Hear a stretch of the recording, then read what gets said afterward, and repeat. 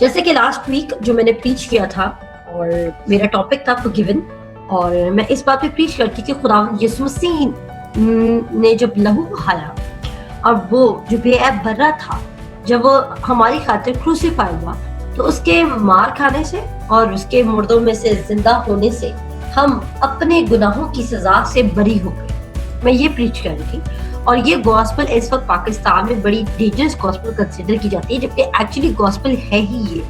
लेकिन लोग क्या समझते हैं कि लोग इस गॉस्पेल को प्रीच नहीं कर रहे क्योंकि उनको अपनी कॉन्ग्रीगेशन के भागने का डर है।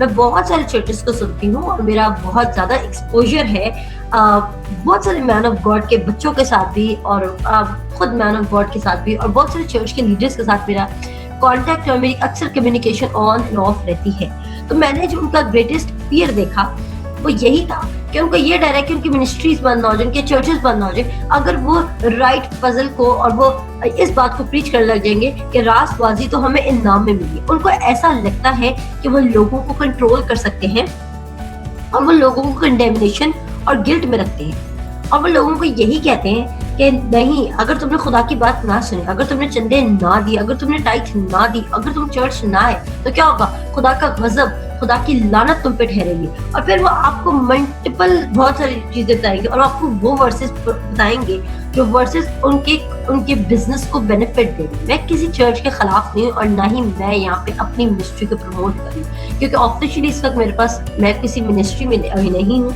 मेरा मतलब है कि मैं ऑफिशियली मेरी कोई मिनिस्ट्री स्टार्ट की हुई, और ये जो मेरी सारी प्रीचिंग है वो मैं इसलिए करती हूँ क्योंकि जिस तरह मसीह यीशु है और उसकी खुदा के कलाम की सच्चाई ने मुझे आजाद किया, मैं चाहती हूँ उसी तरह हमारे तमाम मसीह बहन भाई चेंज हो। अक्सर मेरे पास डिफरेंट कम्युनिटी के लोग भी खड़े होते हैं और क्रिश्चियन कम्युनिटी के लोग भी खड़े होते हैं। जब मैं प्रीच कर रही होती हूँ तो मैं कभी कभी दूसरी कम्युनिटी के लोगों को कहती हूँ कि जैसे स्टूडेंट्स खड़े हुए थे, उनको कहती हूँ कि आप मत सुनो क्योंकि इससे आपको कोई कंसर्न नहीं, आप जा सकते हैं। वो कहते हैं नो मैम, हमें ये बात अच्छी लग रही है। मैं हमेशा उनको एक बात कहती हूँ, आपको ये बात अच्छी लग रही है और आपको ये बात इसलिए अच्छी लग रही है, लेकिन मुझे किसी को कन्वर्ट करने का या किसी को कोई शौक नहीं, क्योंकि हमारे मसीही लोग ही एक्चुअली मसीह नहीं है। हम जो लोग हैं वो नामी मसीह हैं, क्योंकि वो क्रिश्चियन घरानों में पैदा हो गए इसलिए वो क्रिश्चियन है, क्योंकि उनके पेरेंट्स क्रिश्चियन थे इसलिए वो क्रिश्चियन है। उनको क्राइस्ट के बारे में कुछ नहीं पता, उनको क्राइस्ट का नॉलेज हो सकता है लेकिन उनको क्राइस्ट के बारे में, उनका क्राइस्ट के साथ कोई एक्सपीरियंस नहीं है।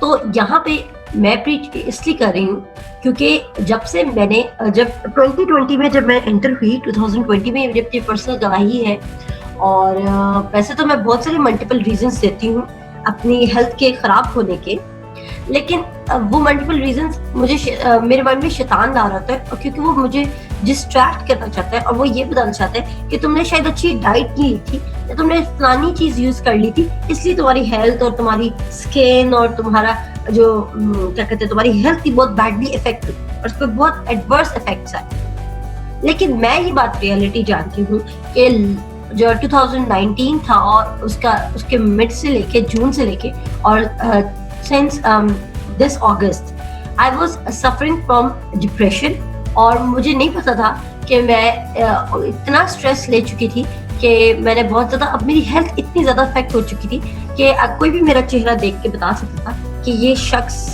शदीद स्ट्रेस का शिकार है।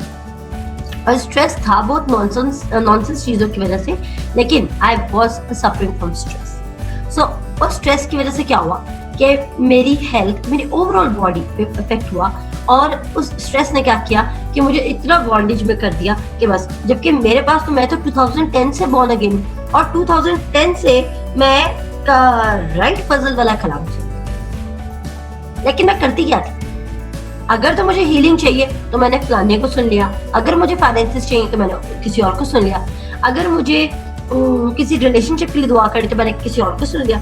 तो मैंने कुछ एक्सपर्ट्स रखे हुए थे, मैन ऑफ गॉड रखे हुए थे, और वो डिफरेंट टॉपिक्स पे प्रीच करते थे और मैं डिफरेंट टॉपिक्स के अकॉर्डिंग उनको सुनने लगी। लेकिन 2020 में जब मैं स्टेप इन किया और मैं वाकई बहुत ज्यादा बीमार थी, और मैं ऐसा होता था कि ऑन एंड ऑफ मेरा पेट खराब रहता था, ऑन एंड ऑफ मुझे खांसी रहती थी, टॉन्सिल्स का मुझे प्रॉब्लम हो गया था, ग्रे हेयर्स का प्रॉब्लम मुझे हो गया था, शदीद एक्ने मुझे थी, और क्या कहते हैं हीमोग्लोबिन मेरा ड्रॉप हो चुका था, और क्या कहते हैं पेल मैं हो चुकी थी, मैं फ्रेजाइल, पेल और टैन, मतलब कि हर तरह की प्रॉब्लम इस वक्त मेरी बॉडी में चल रही थी, और ऑन एंड ऑफ मुझे टेम्परेचर भी रहता था, फीवर भी रहता था। अब मैं तो कलाम सुन रही थी और बहुत ही बड़े बड़े मैन ऑफ गॉड को मैं सुन रही थी, लेकिन मसला क्या था? मसला मेरा ये था कि मैं गिल्ट और कंडेमिनेशन का शिकार थी, और मैंने अपने आप को रास्तबाज प्रूव करने के लिए काम करना शुरू कर दिया था।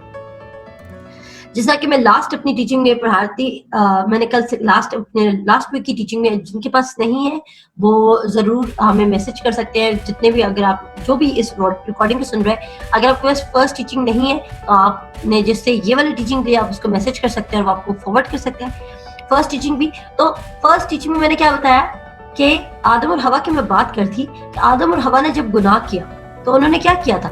जी कौन बताएगा? आदम और हवा ने जब गुनाह किया तो उन्होंने सबसे पहला काम जिस बाग में किया वो क्या किया था? जल्दी से बताइए।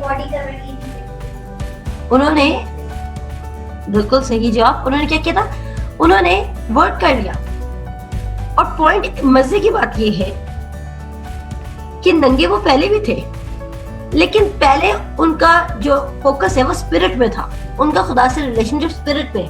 लेकिन जैसे ही वो सिन करते हैं और खुदा की स्पिरिट उनसे डिपार्ट होती है, उनसे जुदा होती है, तो उनको अपना फ्लैश नजर आने लग जाता है। और फ्लैश कैसे नजर आते हैं? होल नहीं, कंप्लीट नहीं, बल्कि उनको लैक नजर आते हैं। जब भी आप खुदा से सेपरेट है और आप सिन कॉन्शियस है तो आपको अपने अंदर कमी नजर आएगी, आपको अपने अंदर लैक नजर आएगा, और आप कभी भी इस वर्स में स्टैंड नहीं करेंगे कि that you are complete in Christ, जो कि हम करंथियंस में पढ़ चुके हैं कि आप मसीह यीशु में मुकम्मल है, कंप्लीट है। और आप इस बात पे भी यकीन नहीं करेंगे जो कि इफिसियों के 2 बाब में लिखा है कि तुम मसीह यीशु बाप के दाहिने हाथ पे बैठे हैं और हम बाप मसीह यीशु के अंदर हैं। आप इस बात पे यकीन नहीं करेंगे। क्यों नहीं यकीन करेंगे? क्योंकि आप कहेंगे अभी तक तो मैं खुदा की टोटल बातें और सारी बातें तो मानती ही नहीं, मैं तो खुदा के हुक्मों पे चलती ही नहीं। अब आदम और हवा ने जब गुनाह किया मतलब भी यही हुआ, same thing happened with them. वो क्या हुआ? उन्होंने सबसे पहले क्या किया? उनको लैक नजर आने लगे, कमी नजर आने लगी। उन्होंने फौरन से अपने आप को छुपाने के लिए पत्तों के कपड़े बना लिए। लेकिन इस खुदा क्या करते? खुदा उनके लिए एक बर्रे को ज़बह करते। और मुकाशवा की किताब कहती है कि वो बर्रा कौन है? वो यीशु मसीह है, जो फाउंडेशंस ऑफ द वर्ल्ड से पहले ही ज़बह कर दिया। और मैं हमेशा ये बात प्रीच करती हूँ कि खुदा कितने प्लान बनाता है। जी, खुदा कितने प्लान बनाते हैं? खुदा 1 प्लान बनाता है, क्योंकि उसको पता है कि देखिए before the foundation of the world उसने जेनेसिस 3 में ये स्टेट किया है कि मैं तेरे और औरत की नस्ल में अदावत डालूंगा। और औरत की नस्ल वो किसका रिप्रेजेंट कर रहा है? वो यीशु मसीह की बात कर रहा है। और and till the end of the Bible वो क्राइस्ट को ही लेके चल रहा है। तो फॉरगिवनेस हमारी लाइफ में कैसे चेंज लेकर आ सकती है और हमें वो कैसे, एक सेकेंड, तो पॉइंट ये है कि जब आप मसीह यीशु को, जो मसीह यीशु ने आपके लिए काम किया, जब आप उसको कबूल नहीं करें ना तो इसका मतलब है आप सच्चाई से वाकिफ नहीं है। और मैं आपको बताती हूँ अपनी टेस्टिमनी। तो 2020 में मैं एक दिन अपने घर बैठी थी और ये जो मेरे से प्रोफेटिक कलाम वो मेरी बहन के थ्रू हुआ था और इसको कोई यूएसए में होती है। तो मैं बैठी हुई थी और उसने मुझे मेरे रूम में बुलाया और मैंने कुछ अपनी पर्सनल डायरी में कुछ लिखा हुआ था। और जब उसने वो पर्सनल डायरी में पढ़ा, लकीली उसने वो डायरी खोल ली और उसने पढ़ लिया। और जब उसने पढ़ा तो उसने नीचे मुझे एक मैसेज लिख के दिया। और आज तक मेरे पास पेज पढ़ा, उसने मुझे लिखा, You are suffering from condemnation and you need the gospel of righteousness. और जैसे ही मुझे लिख के देना और उसने मुझे रूम में बुलाया और मैं रूम में गई और उसने मुझे ये पकड़ाया और मैंने बोला What do you mean by righteousness? I know I'm righteous. और मुझे तो मतलब कि मैंने तो ये 2010 से कन्फेशन याद किया हुआ था that I am the righteousness of God in Christ Jesus. ये कन्फेशन तो मैं दिन में लाखों बार भी करती थी, लेकिन हुआ क्या? रॉन्ग टीचिंग सुनने से, रॉन्ग एसोसिएशंस रखने से मेरे पास जो राइट वर्ड था वो चोक हो गया। क्योंकि वो कहता है चोर नहीं आता मगर चुराने, मार डालने और हलाक करने। और इसी तरह कि जो मेरे राइट बिलीफ थे मैं उनसे हट गई और मैंने खुदा को, क्योंकि मैं कुछ लोगों को मैं सुन रही थी उन दिनों में, और शायद मैं उनका टेस्ट लेने के लिए सुन रही थी या जो भी कर रही थी, लेकिन उस रॉन्ग बिलीफ ने क्या किया कि मैं खुदा को प्रूव करने के लिए मैंने भी काम करना शुरू कर दिया। लाइक मुझे ऐसा लगता था ओके अगर मैं ज्यादा सीट शो करूंगी तो ज्यादा बात सुनी जाएगी, मुझे ज्यादा दुआ करनी चाहिए, अच्छा मुझे भी इस तरह करना चाहिए कि मुझे 20 दिन के रोजे रखने चाहिए, ओके मुझे खुदा को। पर आपको पता है मुझे इन सब चीजों ने इतना फ्रस्ट्रेट कर दिया था, इतना फ्रस्ट्रेट कर दिया था कि मुझे लिटरली दुआ में रोना आता था। जबकि मैं तो कभी भी ये बात प्रीच नहीं करती कि आपने खुदा से रो रो के मांगना है और खुदा आपकी सुनेगा, क्योंकि मैं बिलीव करती हूँ कि खुदा। और अब देखिए जब से मैंने रकीस पे प्रीच करना शुरू किया और जब से मैंने फॉरगिवनेस पे प्रीच करना शुरू किया, that we are already forgiven, हम मसीह यीशु में सारे गुनाहों से, हमारी गुनाहों की तमाम जजमेंट उसने पे कर दी और हम सेट फ्री हो चुके हैं। उस दिन से क्या हुआ, उस दिन से मेरा रोना बंद हो गया और मुझे अपने घर में भी किसी भी बात पे रोना आ जाए करता। Y? Because I was suffering from condemnation. और इस कंडेमिनेशन ने मुझे पैरालाइज कर दिया। Paralyse in sense physically paralyse नहीं किया था, मुझे मेंटली पैरालाइज कर दिया था और मैं अनस्टेबल थी अपने डिसीजंस में और मैं परप्लेक्स्ड हो चुकी थी और मुझे कहीं भी सुकून नहीं आता था और मुझे रात की नींद बिल्कुल भी नहीं आती थी। और मैंने कहा कि मैंने एस्पर वीडियोस, यानी कि एस्पर वीडियोस मींस कि वो जब आपको कोई मेंटल हेल्थ इशू आ रहा हो तो आपको नींद नहीं आ रही, और मुझे इंसोम्निया हो गया था किस्म का, और जब मुझे नींद नहीं आती थी तो मैं कोई एस्पर वीडियोस देखती थी और वो एस्पर वीडियोस क्या करती थी कि मेरे माइंड को नम कर दिया करती थी और वो मुझे स्लीप दे दिया करती थी। लेकिन जैसे ही मेरे आसपास से कोई गुजरता था तो एकदम से शोर कैसे आता था, मेरी आंख खुल जाया करती थी और फिर मैं वही फ्रस्ट्रेशन में फाइट कर रही हूँ, ये कर रही हूँ, वो कर रही हूँ। मेरे पास नॉलेज था लेकिन वो नॉलेज मुझे आजाद नहीं कर रहा था क्योंकि मैं उस नॉलेज से वाकिफ हूँ। तो अभी जो हमने टीचिंग स्टार्ट की है वो टीचिंग क्या है? वो टीचिंग है ये कि हम लूक चैप्टर 7 में देख रहे हैं, आप सब मेरे साथ निकाल सकते हैं। लूका उसका 7 बाब और उसकी 36 आयत से मैं मुझे सुन रहे हैं, जितने लोग मुझे सुन रहे हैं, मैं सबसे रिक्वेस्ट करूंगी आप में से कोई भी जल्दी से लूक 7:36 से लेके जहां तक वो है जल्दी से पढ़ दे, लेकिन स्पीड में पढ़ना है क्योंकि मैंने बात को भी कवर करना है।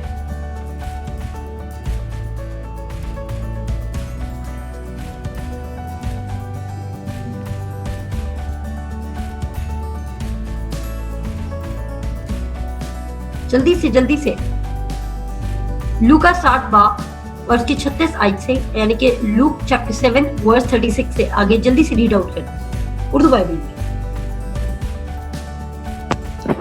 फिर किसी फरीसी ने उससे दरख्वास्त की कि मेरे साथ खाना खा। ठीक है पढ़ते हैं, कोई भी पढ़ते हैं, रिस्वा आप पढ़ दो।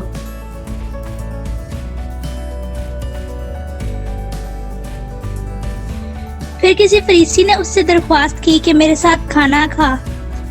बस वो उस फरीसी के घर जाकर खाना खाने बैठा तो देखो एक बदचलन औरत जो उस शहर की थी, ये जानकर कि वो उसी फरीसी के घर में खाना खाने बैठा है, संगमरमर के इत्रदान में इत्र लाई और उसके पाँव के पास रोती हुई पीछे खड़ी होकर उसके पाँव आंसुओं से।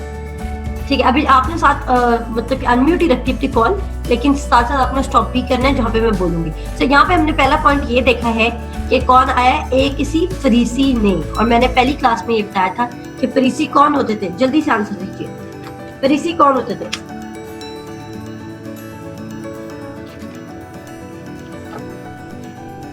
जो अपने मुताबिक खुदा के सारे हुक्मों को पूरा करते थे। जी बिल्कुल, जो अपने मुताबिक खुदा के सारे हुक्मों को पूरा कर रहे थे। लेकिन मैंने उस लास्ट में भी ये बात कही थी कि पौलुस क्या कहता है कि सबने गुनाह किया और सब खुदा के जलाल से महरूम हुए, यानी कि सबने गुनाह किया। तो कोई ऐसा शख्स है ही नहीं जो कह दे, जो ये क्लेम कर दे कि उसने कभी कोई गुनाह किया नहीं। और क्योंकि और यीशु मसीह ने क्या किया, यीशु मसीह ने तो आके और स्टैंडर्ड हाई कर दिया। यीशु मसीह ने क्या स्टैंडर्ड हाई किया था, कोई बताएगा? हुक्मों से रिलेटेड,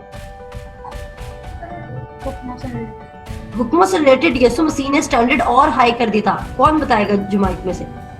मैं बड़ा अप्रिशिएट करूंगी इस शख्स।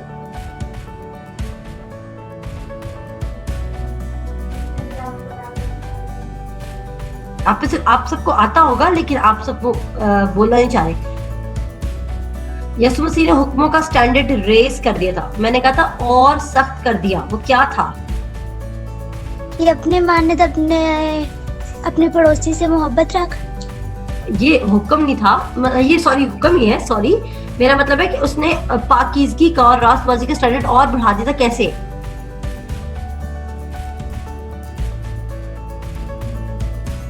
कोई भी नहीं बता सकेगा। और क्योंकि उसने कहा था कि हमें अपनी रास्तबाजी नहीं, हमें खुदा की रास्तबाजी की तलाश करनी है, फिर हम उसके बाद चाहिए।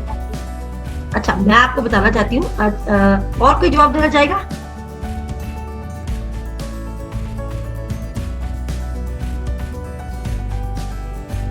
जी अर्सला, आप सोचें।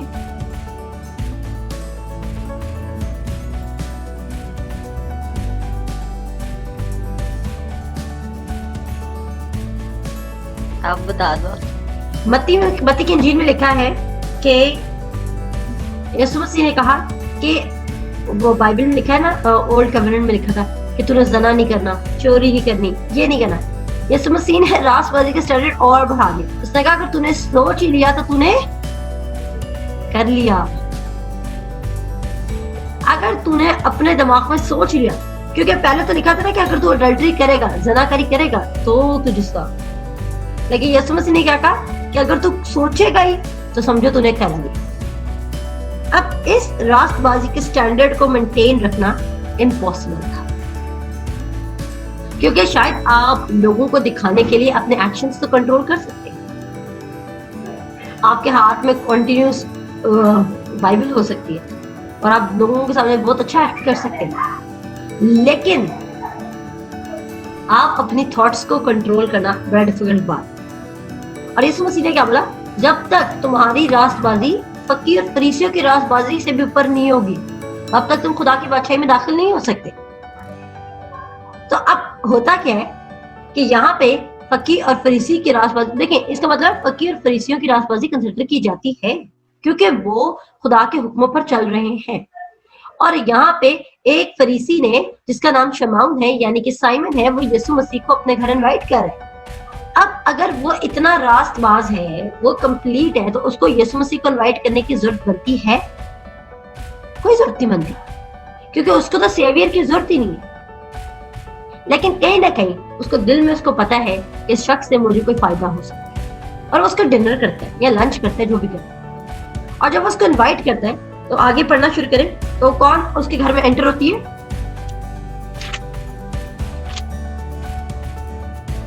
टाइम ना वेस्ट किया करें, जल्दी पढ़ा करें।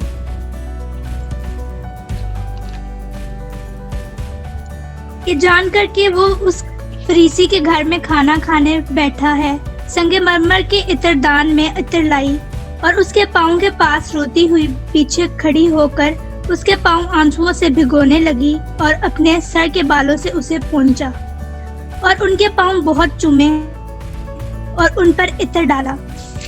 उसकी दावत करने वाला फरीसी ये देखकर कि अपने जी में कहने लगा कि अगर ये शख्स नबी होता तो जो उसके पाँव चूमती है कौन है और कैसी औरत है, क्योंकि वो बदचलन है। ठीक है, बस, थैंक यू। अच्छा, अब देखिए यहाँ पे क्या हो रहा है। जवाब में उससे कहा, यहाँ पे क्या हो रहा है कि फरीसी ने पार्टी की है जीसस की, या डिनर किया, लंच किया, जो भी किया, और एक औरत यीशु के पास आती है और कीमती इत्र, और मैं एक मैन ऑफ गॉड को सुनी थी, किसी पुरानी बात है, मैं मैन ऑफ गॉड को सुनी थी और उस मैन ऑफ गॉड ने कहा कि वो जो इत्र था उसकी जो कॉस्ट थी वो बहुत एक्सपेंसिव इत्र, यानी कि वो प्योर था। प्योर का मतलब है कि वो असली फूलों से निकला होगा, तो वो उसमें कोई मिलावट नहीं है, तो प्योर तो फिर एक्सपेंसिव ही होगा। उसने क्या किया, वो जिस मसले का हल ढूंढने के लिए आई है, उसके लिए वो जो जीसस को सर्व कर रही है, वो क्या कर रही है, वो कीमती इत्र से कर, और उसको परवाह नहीं है कि वो कितनी महंगी चीज अपनी उसके पांवों पे गिरा रही है या उसकी बॉडी को अनॉइंट कर रही है। सोचने की बात ये है कि वो इतनी डिप्रेस्ड है या वो इतनी फ्रस्ट्रेट है कि उसने ये भी नहीं सोचा कि मैं फरीसी के घर में विदाउट इजाजत जा रही हूँ, और वो किसी की पार्टी में घुस जाती है क्योंकि उसको क्या चाहिए, उसको निजात चाहिए। अब किसे निजात चाहिए वो हम आगे पढ़ेंगे, ऑल्दो आप सबको ये याद होगा, उसको अपने सिन कॉन्शियसनेस से, उसको अपने गुनाह से निजात चाहिए, और उसके लिए वो इतनी फ्रस्ट्रेट हो चुकी है कि वो किसी के पार्टी में बिन बुलाए घुस जाती है, और जब वो घुसती है तो वो क्या करती है, वो जीसस से ये क्लेम नहीं करती कि मेरे गुनाह माफ कर। वो क्या करती है, उसको अपना लव शो करती है। क्योंकि यीशु जो इस वक्त यीशु था वो सारे हुक्मों को चल रहा था और यीशु होली था, लेकिन यीशु उसको कैसे एक्सेप्ट कर रहा है? क्या यीशु ने उसको पीछे किया? लेकिन यहाँ पे हम फरीसी की स्टेटमेंट देख रहे हैं कि फरीसी क्या कहता है। फरीसी उसको कहते हैं कि अगर ये नबी होता तो स्टेटमेंट पढ़ें जल्दी से।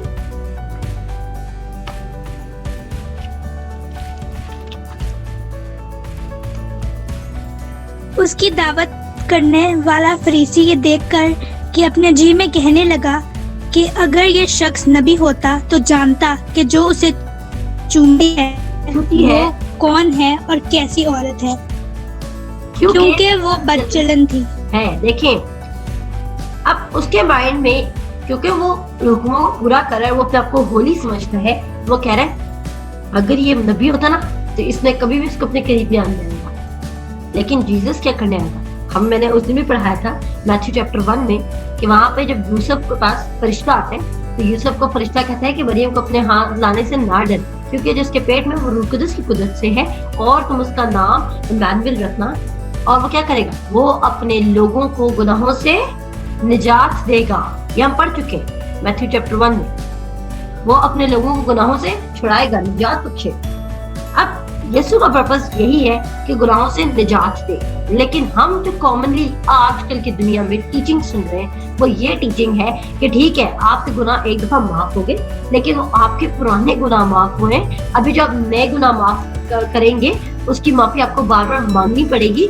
और आप एक दफा तो माफी मांग लेते हैं खुदा से, लेकिन अब अपने स्टेटस को मेंटेन करने के लिए आपको लाजमी है कि आप खुदा में चले, जो कि गलत गॉस्पेल है। और मैं तो, क्योंकि बाइबल ये कहती है कि अगर कोई आसमान का फरिश्ता भी वो गॉस्पेल जो पौलुस ने सुनाई उसके अलावा सुनाएगा तो वो मालूम ठहरेगा। तो जो लोग ये गॉस्पेल सुना रहे हैं और वो इस तरह की टीचिंग फैला रहे हैं तो खुदाई उनको जाने और खुदाई उनका इंसाफ करे। क्योंकि कैसे कोई बाइबल पढ़ के भी इतनी क्लियर बातें पढ़ के भी इतनी बाइबल को मिसअंडरस्टैंड करने के लिए ना आपको कोई बंदा चाहिए, क्योंकि बाइबल इतनी क्लियर बातें करे। लेकिन इसके लिए क्या चाहिए?